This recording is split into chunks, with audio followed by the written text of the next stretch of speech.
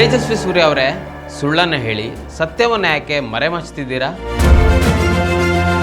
ಇಂದಿರಾ ಸರ್ಕಾರ ಮಾಡಿದ್ದ ಡಿಲಿಮಿಟೇಷನ್ ಅನ್ನು ವಾಜಪೇಯಿ ಸರ್ಕಾರ ಯಾಕೆ ಮಾಡಲಿಲ್ಲ ಅಂತ ಹೇಳ್ಬೋದಾ? ನಮಸ್ಕಾರ, ಈ ದಿನಕ್ಕೆ ಸ್ವಾಗತ. ನಾನು ಮನೋಜ್ ಆರ್ ಕಂಬಳಿ. ವೀಕ್ಷಕರೇ, ಇತ್ತೀಚಿನ ಕೆಲ ಬೆಳವಣಿಗೆಗಳನ್ನು ನೋಡಿದರೆ, ಅದರಲ್ಲೂ BJPಯಿಂದ ಬಂದವರು ಮಾತನಾಡೋದನ್ನು ಕೇಳಿದರೆ ಇವ್ರು ಹೇಳೋದೇ ಸತ್ಯ, ಏನೋ ಎಲ್ಲ ತಿಳಿದಿರೋ ಥರ, ಅವರ ಕೋಳಿ ಕೂಗಿದರೆ ಮಾತ್ರ ಬೆಳಗಾಗತ್ತೆ ಅನ್ನೋ ಥರ ಇರ್ತದೆ. ಅದಕ್ಕೆ ಉದಾಹರಣೆ ಎಂಬಂತೆ ಬೆಂಗಳೂರಿನ ಸಂಸದ ತೇಜಸ್ವಿ ಸೂರ್ಯ ಹೇಳಿದ್ದು ಸೇಮ್ ಹಂಗೆ ಅನಿಸುತ್ತೆ. ಇವ್ರ ಮಾತು ಹೆಂಗಂದರೆ, ಎದುರುಗಡೆ ಇದ್ದವರು ಒಂದು ಸಲ ಶಾಕ್ ಆಗಬೇಕು, ಏನಪ್ಪ ಈ ವ್ಯಕ್ತಿ ಇಷ್ಟೊಂದು ವಿಚಾರಗಳನ್ನು ತಿಳಿದುಕೊಂಡಿದ್ದಾರೆ ಅಂತ ಅಲ್ವಾ. ಡಿಲಿಮಿಟೇಷನ್ ಕುರಿತು ಪಾರ್ಲಿಮೆಂಟ್ನಲ್ಲಿ ಸುಳ್ಳು ಹೇಳಿದ್ದಾಯಿತು.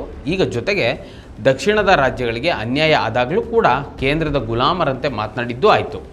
ಈಗ ಮತ್ತೆ ಬೆಂಗಳೂರಿನಲ್ಲಿ ಒಂದು ಸಭೆ ಮಾಡಿ ಮಾತನಾಡುವಾಗ ಡಿಲಿಮಿಟೇಷನ್ ವಿಚಾರವಾಗಿ ಸರಿಯಾಗಿ ಮಾಹಿತಿಯನ್ನು ಕೊಟ್ಟಿದ್ರೂ ಕೂಡ ಕೆಲವೊಂದಷ್ಟು ಮಾಹಿತಿಯನ್ನು ಹೇಳದೆ ಸುಮ್ಮನೆ ಆಗಿಬಿಟ್ಟಿದ್ದಾರೆ.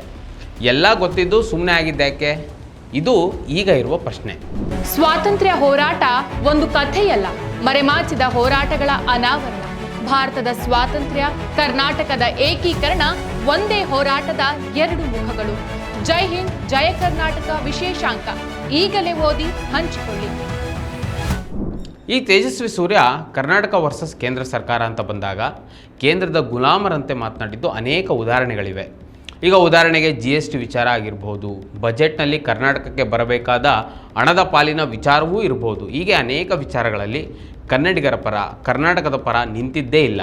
ಈಗ ಕೂಡ ಕ್ಷೇತ್ರ ಪುನರ್ವಿಂಗಡಣೆ ಮಸೂದೆಯ ವಿಚಾರದಲ್ಲೂ ಕೂಡ ತಮ್ಮ ಹರಕು ಬಾಯಿಯಿಂದ ಮಾತನಾಡಿ ಇಡೀ ಸೌತ್ ಇಂಡಿಯಾದ ಜನರಿಂದ ಉಗಿಸ್ಕೊಳ್ತಿದ್ದಾರೆ. ಅದರಲ್ಲೂ ತೆಲಂಗಾಣ ಮತ್ತು ಆಂಧ್ರ ಪ್ರದೇಶದ ವಿಭಜನೆಯ ಬಗ್ಗೆ ಮಾತನಾಡಿ ತೆಲಂಗಾಣದ ಜನರಿಂದ ಕ್ಯಾಕರಿಸಿ ಉಗಿಸ್ಕೊಳ್ತಿದ್ದಾರೆ. ಇಂಥವ್ರನ್ನ ಯಾಕಾದರೂ ನಮ್ಮ ಬೆಂಗಳೂರು ಕ್ಷೇತ್ರದಿಂದ ಪಾರ್ಲಿಮೆಂಟ್ಗೆ ಕಳಿಸಿಕೊಟ್ರು ಅಂತ ನಮ್ಮ ಕರ್ನಾಟಕದ ಜನ ಬೇಸರಗೊಂಡಿದ್ದಾರೆ. ಇದಕ್ಕೆ ಕಾರಣ ಕೂಡ ಇದೆ. BJP ಮತ್ತು RSSನವರ ಒಂದು ಸಮಸ್ಯೆ ಏನಂದರೆ, ದೇಶವನ್ನು ವಿಭಜನೆ ಮಾಡಿದ್ದು ನೆಹರು ಮತ್ತು ಗಾಂಧಿ ಅಂತಾರೆ, ಆದರೆ ಮೋದಿಯನ್ನು ಪುಂಖಾನುಪುಂಖವಾಗಿ ಹೊಗಳುವ ಇದೇ ತೇಜಸ್ವಿ ಸೂರ್ಯ ಪಾರ್ಲಿಮೆಂಟ್ನಲ್ಲಿ ನಿಂತ್ಕೊಂಡು ಭಾರತವನ್ನು ಡಿವೈಡ್ ಮಾಡಿದ್ದು ಬ್ರಿಟಿಷರು ಅಂತ ಹೇಳ್ತಾರೆ. BJP ಮತ್ತು RSSನವರೇ, ದಯವಿಟ್ಟು ಯಾವುದಾದ್ರೂ ಒಂದು ವಾದವನ್ನು ಇಟ್ಕೊಂಡು ಮುಂದೆ ಬನ್ನಿ. ಅದನ್ನು ಬಿಟ್ಟು ನಿಮಗೆ ಅನುಕೂಲಕ್ಕೆ ತಕ್ಕಂತೆ ಮಾತನಾಡಿ ಓಡೋಗೋದಲ್ಲ. ಈಗ ಡಿಲಿಮಿಟೇಷನ್ ವಿಚಾರದಲ್ಲಿ ತೇಜಸ್ವಿ ಸೂರ್ಯ ಅವರು ಬೆಂಗಳೂರಿನ ಸಭೆಯಲ್ಲಿ ಮಾತನಾಡಿದ್ದ ವಿಡಿಯೋ ಇದೆ, ಅದನ್ನು ಒಮ್ಮೆ ನೋಡ್ಕೊಂಡು ಬನ್ನಿ ನೀವು. ಲಾಸ್ಟ್ ಭಾರತದಲ್ಲಿ ಡಿಲಿಮಿಟೇಷನ್ ಅಥವಾ ಈ ಸೀಟ್ಸ್ ಗಳ ಸಂಖ್ಯೆ ನಿರ್ಧಾರ ಮಾಡಿದ್ದು 1971ನೇ ಇಸ್ವಿಯಲ್ಲಿ. ಯಾವಾಗ? 1971ನೇ ಇಸ್ವಿಯಲ್ಲಿ ನಿರ್ಧಾರ ಆಯಿತು. ಸಂಸತ್ತಿನಲ್ಲಿ 543 ಸೀಟ್ ಇರಬೇಕು ಅಂತ. 1971ನೇ ಇಸ್ವಿಯಲ್ಲಿ ಇಂದಿರಾ ಗಾಂಧಿಯವರು ಪ್ರಧಾನಮಂತ್ರಿ ಆದಾಗ ಭಾರತದ ಜನಸಂಖ್ಯೆ ಇದ್ದಿದ್ದು 55 ಕೋಟಿ. 55 ಕೋಟಿ ಜನಸಂಖ್ಯೆಗೆ 543 ಸೀಟ್ ಇರಬೇಕು ಅನ್ನೋದನ್ನ ನಿರ್ಧಾರ ಮಾಡಿದ್ರು. ಇವತ್ತು ಭಾರತ ಜನಸಂಖ್ಯೆ ಎಷ್ಟು? 140 ಕೋಟಿ. ಇವರು ಡಿಲಿಮಿಟೇಷನ್ ಬೇಡ ಅಂತ ಇದೆ. ನೋಡಿದ್ರಲ್ವಾ, ಈ ವಿಡಿಯೋದಲ್ಲಿ ತೇಜಸ್ವಿ ಸೂರ್ಯ ಅವರು ಹೇಳ್ತಾರೆ ಡಿಲಿಮಿಟೇಷನ್ 1971ರಲ್ಲಾಗಿದ್ದು, ಆಗ ಲೋಕಸಭೆಯ ಕ್ಷೇತ್ರಗಳನ್ನು 543 ಮಾಡ್ತಾರೆ. ಅದಾದ ನಂತರ ಆಗಿಯೇ ಇಲ್ಲ ಅಂತ. ಆಗ 1971ರಲ್ಲಿ ಇಂದಿರಾ ಗಾಂಧಿ ಅವರು ಪ್ರಧಾನಮಂತ್ರಿ ಆಗಿದ್ದಾಗ ಭಾರತದ ಜನಸಂಖ್ಯೆ ಇದ್ದದ್ದು 55 ಕೋಟಿ. ಅವತ್ತಿನ ಜನಸಂಖ್ಯೆಗೆ ಅನುಗುಣವಾಗಿ 543 ಸೀಟ್ ಇರಬೇಕು ಅಂತ ನಿರ್ಧಾರ ಮಾಡಿದರು. ಆದರೆ ಇವತ್ತು ಭಾರತದ ಜನಸಂಖ್ಯೆ 140 ಕೋಟಿ ಆಗಿದ್ದರೂ ಡಿಲಿಮಿಟೇಷನ್ ಬೇಡ ಅಂತ ಹೇಳ್ತಿದ್ದಾರೆ ಅಂತ ತೇಜಸ್ವಿ ಸೂರ್ಯ ಹೇಳಿದರು. ಇದು ಅವರ ವಾದ ಕೂಡ. ಮಿಸ್ಟರ್ ತೇಜಸ್ವಿ ಸೂರ್ಯ ಅವರೇ, ನೀವೇ ಹೇಳೋ ಹಾಗೆ ಇಂದಿರಾ ಗಾಂಧಿಯವರು 55 ಕೋಟಿ ಜನಸಂಖ್ಯೆಗೆ ಅನುಗುಣವಾಗಿ 543 ಸೀಟ್ಗಳನ್ನು ವಿಂಗಡಣೆ ಮಾಡಿದ್ರು ಅಲ್ವಾ? ಅದಾದ ಮೇಲೆ ಇಂದಿರಾ ಗಾಂಧಿಯವರು ಡಿಲಿಮಿಟೇಷನ್ ಯಾವಾಗ ಮಾಡಬೇಕು ಅಂತ ಕೂಡ ಹೇಳಿದರು. ಆದರೆ ನೀವು ಜನರಿಂದ ಅದನ್ನ್ಯಾಕೆ ಮುಚ್ಚಿಡ್ತಿದ್ದೀರಾ? ಅದನ್ನ್ಯಾಕೆ ನೀವು ಬೆಂಗಳೂರಿನ ಈ ಸಭೆಯಲ್ಲಿ ಹೇಳಿಲ್ಲ? ನಿಮಗೆ ಸತ್ಯ ಹೇಳಬೇಕು ಅಂತ ಏನಾದರೂ ಇದ್ದಿದ್ದರೆ ನೀವು ಅದನ್ನು ಸೇರಿಸಿ ಕೂಡ ಹೇಳ್ತಿದ್ದೀರಿ. ಆದರೆ ನೀವು ಅದನ್ನು ಮಾತ್ರ ಹೇಳೋದೇ ಇಲ್ಲ. ಮೊದಲ ಬಾರಿ ಡಿಲಿಮಿಟೇಷನ್ ಆದಮೇಲೆ ಮುಂದಿನ 25 ವರ್ಷಗಳವರೆಗೆ ಡಿಲಿಮಿಟೇಷನ್ ಮಾಡೋದು ಬೇಡ, ನಂತರದ 25 ವರ್ಷಗಳಲ್ಲಿ ಜನಸಂಖ್ಯೆ ಏರಿಕೆ ಆಗಿರ್ತದೆ, ಅದರ ಆಧಾರದ ಮೇಲೆ ಡಿಲಿಮಿಟೇಷನ್ ಮಾಡಿ ಅಂತ ಇಂದಿರಾ ಗಾಂಧಿ ಅವರೇ ಹೇಳಿದರು. ಅಂದರೆ 25 ವರ್ಷದ ನಂತರ ಅಧಿಕಾರದಲ್ಲಿ ಇದ್ದದ್ದು ನೀವೇ ಪೂಜಿಸುವ ಅಟಲ್ ಬಿಹಾರಿ ವಾಜಪೇಯಿ ಅವರ ಸರ್ಕಾರ. ಸೊ ವಾಜಪೇಯಿ ಅವರು ಆಡಳಿತದಲ್ಲಿ ಇದ್ದಾಗ 2001 ಅಥವಾ 2002ರ ಸಂದರ್ಭದಲ್ಲಿ ಭಾರತದ ಜನಸಂಖ್ಯೆ ಸುಮಾರು 100 ಕೋಟಿ ಇತ್ತು. ಆಗ ಡಿಲಿಮಿಟೇಷನ್ ಮಾಡಬೇಕು ಅಂತ ಆದೇಶ ಇದ್ದರೂ ಅಂದಿನ ಪ್ರಧಾನಿ ಅಟಲ್ ಬಿಹಾರಿ ವಾಜಪೇಯಿ ಅವರು ಯಾಕೆ ಡಿಲಿಮಿಟೇಷನನ್ನು ಮಾಡಲಿಲ್ಲ? ಯಾಕೆ ಅವರು ಈ ಡಿಲಿಮಿಟೇಷನ್ ಬಿಲ್ಲನ್ನು ಮತ್ತು 25 ವರ್ಷ ಮುಂದೆ ಹಾಕಿದ್ರು? ವಾಜಪೇಯಿ ಏನಾದರೂ ಅಂತಹ ದಡ್ಡರಾಗಿದ್ದರೆ?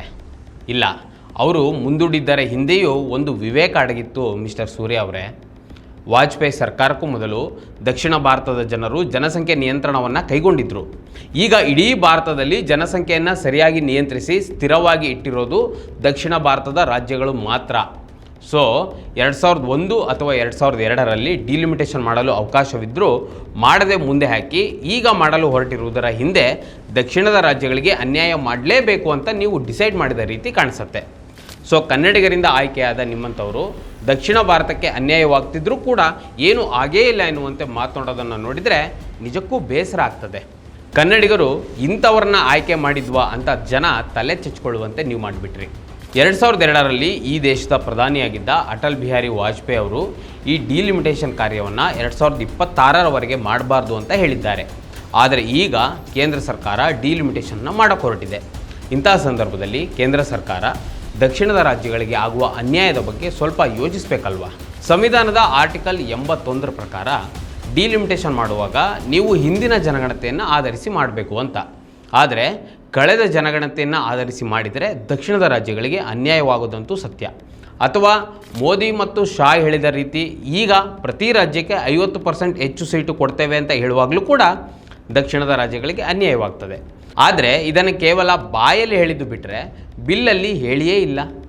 ಬಿಲ್ಲಲ್ಲಿ ಹೇಳದೆ ಬಾಯಲ್ಲಿ ಅಂದರೆ ಮಾತಲ್ಲಿ ಸುಮ್ಮನೆ ಹೇಳಿ ಹೇಗಾದರೂ ಮಾಡಿ ಮಸೂದೆಯನ್ನು ಪಾಸ್ ಮಾಡಿ ಸಂವಿಧಾನಕ್ಕೆ ತಿದ್ದುಪಡಿ ತರಬೇಕು ಎನ್ನುವ ಹುನ್ನಾರವೇ ಇದರಲ್ಲಿ ಅಡಗಿರೋದು ಗೊತ್ತಾಗ್ತದೆ. ಆದರೆ ತೇಜಸ್ವಿ ಸೂರ್ಯ ಅಂತವರು ಈ ರೀತಿಯ ಸತ್ಯವನ್ನು ಬದಿಗಿಟ್ಟು ಕೇಂದ್ರದಿಂದ ಬಂದಿರುವ ಸೂಚನೆ ಎನ್ನುವಂತೆ ತಮ್ಮ ಕ್ಷೇತ್ರದ ಮತದಾರರಿಗೂ ದಿಕ್ಕನ್ನು ತಪ್ಪಿಸ್ತಿದ್ದಾರೆ. ತೇಜಸ್ವಿ ಸೂರ್ಯ ಅವರೇ, ನೀವು ಹೇಳ್ತಿರುವ ಲಾಜಿಕ್ಕನ್ನೇ ನಾವು ಬಳಸ್ಕೊಂಡು ನೋಡಿದಾಗ 1971ರಲ್ಲಿ 55 ಕೋಟಿ ಜನಸಂಖ್ಯೆ ಇದ್ದಾಗ ಆದ ಕ್ಷೇತ್ರ ಪುನರ್ವಿಂಗಡಣೆಯನ್ನು 2002ರಲ್ಲಿ ಸುಮಾರು 100 ಕೋಟಿ ಜನಸಂಖ್ಯೆ ಇದ್ದಾಗ ವಾಜಪೇಯಿ ಸರ್ಕಾರ ಯಾಕೆ ಮಾಡಲಿಲ್ಲ ಡಿಲಿಮಿಟೇಷನನ್ನು? ಹಾಗಾದರೆ ನೀವು ವಾಜಪೇಯಿ ಸರ್ಕಾರ ಮಾಡದೇ ಇರುವ ಕ್ಷೇತ್ರ ಪುನರ್ವಿಂಗಡಣೆಯನ್ನು ಸಾರ್ವಜನಿಕರಿಂದ ಮರೆಮಾಚ್ತಿದ್ದೀರಿ. ಎಲ್ಲ ವಿರೋಧ ಪಕ್ಷಗಳು ಹೇಳ್ತಿರೋದು ಒಂದೇ, ನೀವು ಮಹಿಳಾ ಮೀಸಲಾತಿಯನ್ನು ಜಾರಿ ಮಾಡಿದಾಗ ನಾವು ಒಪ್ಕೊಂಡಿದ್ವು. ಆದರೆ ನೀವು ಮಹಿಳಾ ಮೀಸಲಾತಿ ಜೊತೆಗೆ ಡಿಲಿಮಿಟೇಷನನ್ನು ಜಾರಿಗೆ ತರಲು ಹೊರಟಿದ್ದು ಯಾಕೆ ಅನ್ನೋದು ಈಗ ಇರುವ ಪ್ರಶ್ನೆ. ಇದರ ಜೊತೆ ಮೋದಿ ಮತ್ತು ಅಮಿತ್ ಶಾ ಅನುಸರಿಸ್ತಿರುವ ಡಿಲಿಮಿಟೇಷನಿಂದ ದಕ್ಷಿಣದ ರಾಜ್ಯಗಳಿಗೆ ಅನ್ಯಾಯ ಆಗ್ತಿರುವುದರ ಬಗ್ಗೆ ನೀವು ಯಾಕೆ ಮಾತನಾಡ್ತಿಲ್ಲ? ಕರ್ನಾಟಕದಿಂದ ಆಯ್ಕೆಯಾಗಿ ಹೋದ ನೀವು ಕರ್ನಾಟಕಕ್ಕೆ ಈ ರೀತಿ ಮೋಸ ಮಾಡಿದರೆ ರಾಜ್ಯದ ಜನ ಖಂಡಿತ ನಿಮಗೆ ಕ್ಷಮಿಸೋದಿಲ್ಲ. ಅದನ್ನು ನೆನ್ಪಿಟ್ಕೊಳ್ಳಿ. ವೀಕ್ಷಕರೇ, ಈ ವಿಡಿಯೋದ ಕುರಿತು ಏನಿಸ್ತು ನಿಮಗೆ ಕಮೆಂಟ್ ಮಾಡಿ ತಿಳಿಸಿ. ಮತ್ತು ಇದೇ ರೀತಿಯ ಸಾಕಷ್ಟು ವಿಡಿಯೋಗಳಿಗೆ ನಮ್ಮ iDina.com ಯೂಟ್ಯೂಬ್ ಚಾನಲ್ನ ಸಬ್ಸ್ಕ್ರೈಬ್ ಮಾಡಿ ಮತ್ತು ನಮ್ಮನ್ನು ಬೆಂಬಲಿಸಿ. ನಮಸ್ಕಾರ. ಮತ್ತಷ್ಟು ವಿಶೇಷ ವಿಡಿಯೋಗಳನ್ನು ನೋಡಲು ಮತ್ತು ಹೊಸ ವಿಡಿಯೋಗಳ ಬಗ್ಗೆ ತಿಳಿಯಲು iDina.com ಯೂಟ್ಯೂಬ್ ಚಾನೆಲ್ ಸಬ್ಸ್ಕ್ರೈಬ್ ಮಾಡಿ ಮತ್ತು ಬೆಲ್ ಐಕಾನ್ ಕ್ಲಿಕ್ ಮಾಡಿ.